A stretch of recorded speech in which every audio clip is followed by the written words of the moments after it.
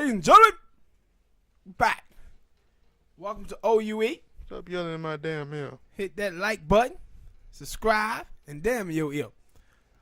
We back. Let's start this thing out with AUE. Big weekend wrestling. I thought the show was good. The reaction, though, is what surprised me. Because for who? Like the wrestlers of around the world or the fans? Both is what surprised me.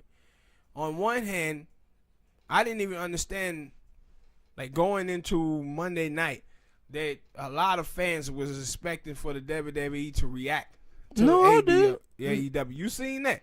I remember I asked you, like I didn't see them, but I asked you.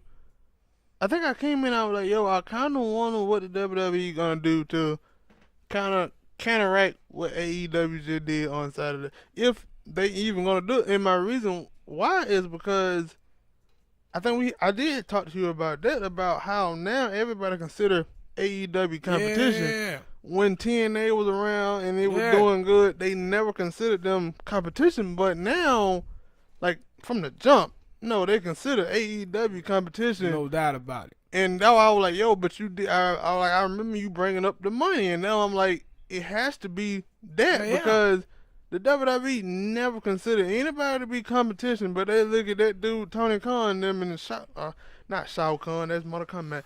I'll forget it. Sean, it's Shane. They know who we talking about. Jacksonville Jack Wells. And so, like, not in my thing, because I was like, yo, like, okay, you know about the money, but I guess they saying they thought that Cody Rhodes them did a good job with All In, and they like, yo, Cody Rhodes and Young Buck, they know what they doing. No, I think like what did it? That press conference, that first press conference when Chris Jericho and all of them showed up, and they had the pyro and all of that. I think that's what did it. And I also believe that, you know, the wrestling fans, wrestling community is hungering for something more. But I didn't expect it to be like this. Like Monday, they was expecting the WWE to do something. And they didn't, and the crowd had got restless. Like you talking about the crowd, like, cause I know on Twitter doing the pre-show, I remember seeing people on Twitter like, yo, I really hope this show do well because WWE needs some competition. It needs some competition. Need to go back to the WCW versus WWE because the WWE have been lacking. And I was like, there's a lot of people who feel that way, and now they they look at them as the savior of wrestling. But my thing for me is I expected that to happen once they got on TNT. Not even they haven't even had a show on television yet, and the wrestling community is already lit. Yeah, it ain't even got a specific date because it's just like in fall, and I'm like, that can fall anywhere, and I'm like, I know they supposed to have a show, some like little bitty shows, like I think it's in June, and then another one in July. There was two matches. They were like Dean Ambrose supposed to wrestle. What is it? Octagon? What the name is? No, he supposed to fight somebody. Maybe you seen it. I haven't seen him. Who he supposed to be fighting? Octagon Jr. Who? Is it Octagon Jr.? Pentagon. Yeah, Pentagon. I'm talking about Octagon. I'm thinking about the damn building. Yeah, Pentagon. He supposed to fight Pentagon, and because they were saying what's called was going to be there, Renee Young.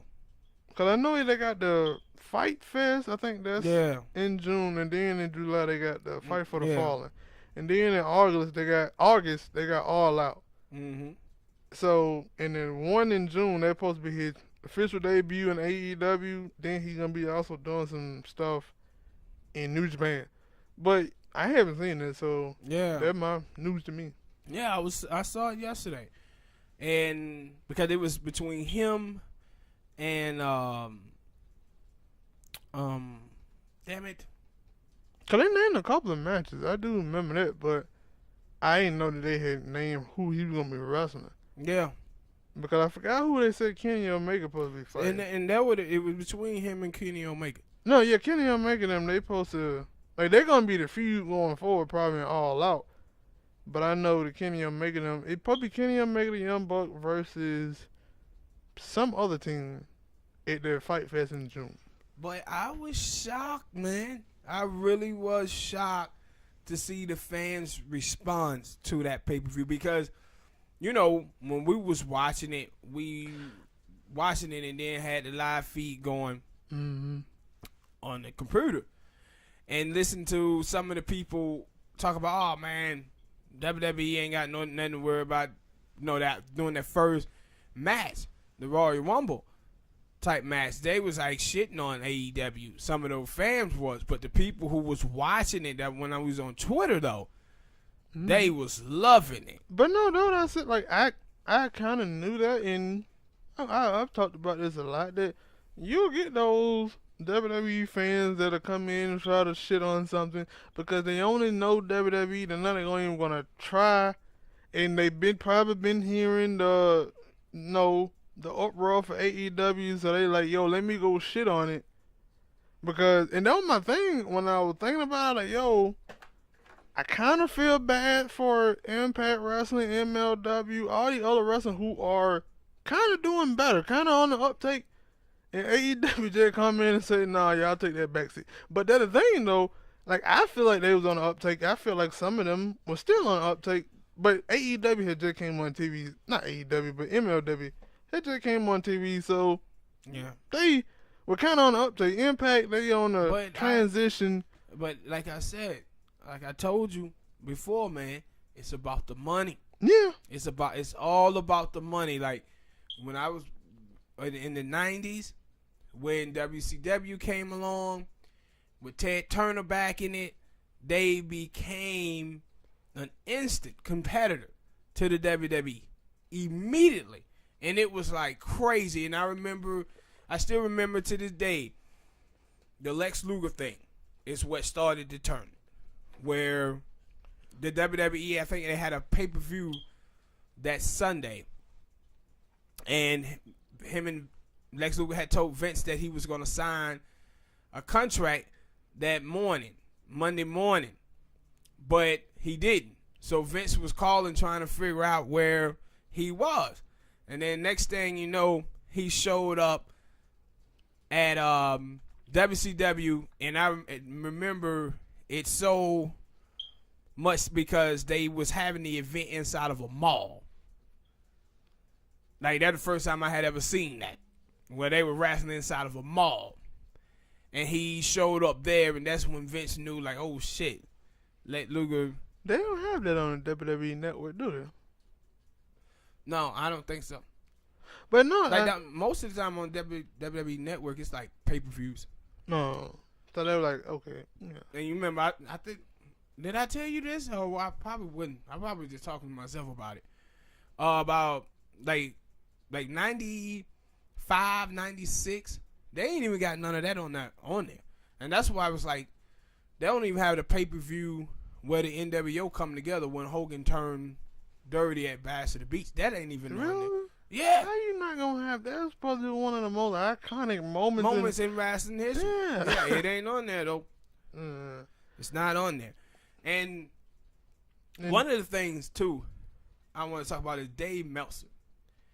And Dave Meltzer was saying that they were talking about Renee Young and Natalia. People were saying that they get punished. I'm like, how the hell are they gonna punish those ladies because her husband and her uncle showed up at AEW? Like, that would be insane. I said, a lot of these people talk about Vince McMahon like he the goddamn devil, man. Or God or one, motherfucker. And like that would I had been saying. You do see that before John Moxley went to AEW. You had been seeing people saying, hey, we want to leave. Hell, I ain't seen it from Impact Wrestling that, hey, if people are here like AEW finna be officially a real thing and ain't just out there in the wind, yeah, I want to leave. And especially like for the wrestlers in the WWE who went to the WWE, thought they were going to be something, because I don't believe, like, it is some wrestlers who, like, yo, I know what I am. I'm a tag team wrestler, or I'm this. Nah, Even them cats was going over there for them checks. some. And now they seeing it that, yo, Yeah.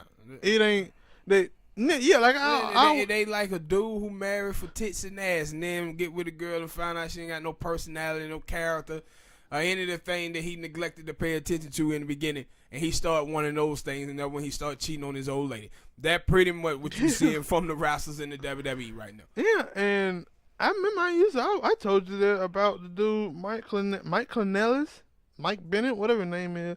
That, yo, I was like, that was a big time thing. It Mike Clennellis. I said that was a big time thing in TNA, but they left to go to the WWE, and I'm like, hopefully that works out for them, because you went from being on TV in that world title picture, being a big thing, to, and it didn't work out because they on 205 Live, and not too many people watch 205 Live. Mike Clennellis is 2009 version of Mark Morrow, where his wife is more famous than him. Yeah, that's what Mike Clennellis is. And because I know that they, like, especially because I haven't seen anything about them talking about, yo, the WWE were renegotiating with them to sign them back, so I would expect to see them in AEW. And I said, for AEW, like Cody Rhodes, the Young Bucks, Kenny Omega, the Khan, they gotta be like, yo, man. And they have, because I seen the interview afterwards, the lead from Cody, and he was like, yo, man, I feel like we knocked this out of the park. The honesty, Smoke.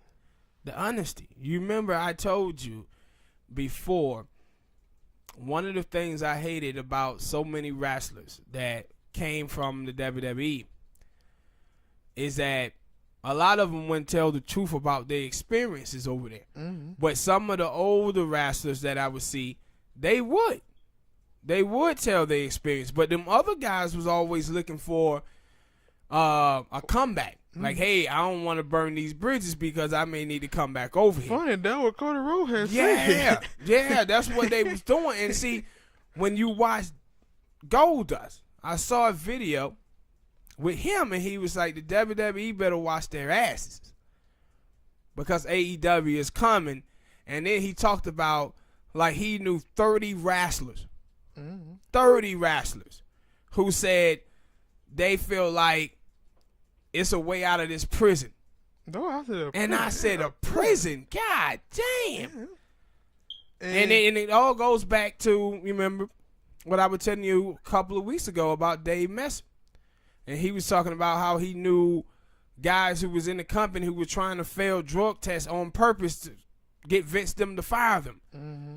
I'm like, what the hell is going on? Like, this is what these cats was waiting on, it seemed like. Like, they was waiting on somebody to come with a new wrestling company that had some money behind it. And now that they like, yo, we want to get out. Yeah.